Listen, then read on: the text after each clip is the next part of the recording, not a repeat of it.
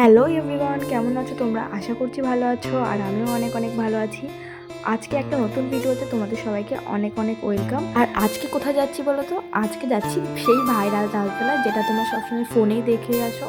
আর আমিও সবসময় ফোনেই দেখেছি যে ভাইরাল তালতলায় যাচ্ছে। আর জানো তো, আমার অনেক দিনের ইচ্ছা এই ভাইরাল তালতলা দেখতে।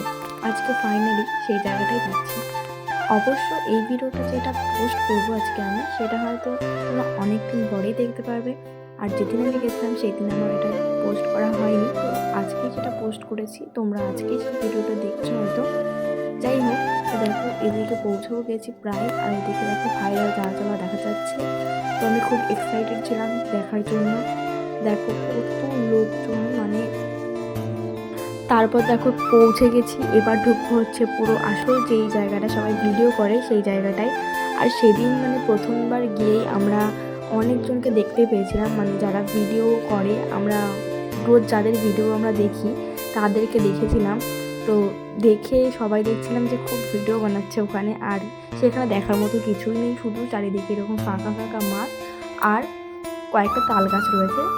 সেখানে অনেকগুলো দোকান রয়েছে, বাস শুধু এইটুকুই ছিল। আর এইখানে গিয়ে সত্যি মানে কিছু থাক আর না থাক, কিন্তু গিয়ে এত লোকজনকে দেখে অনেক ভালো লাগছিল।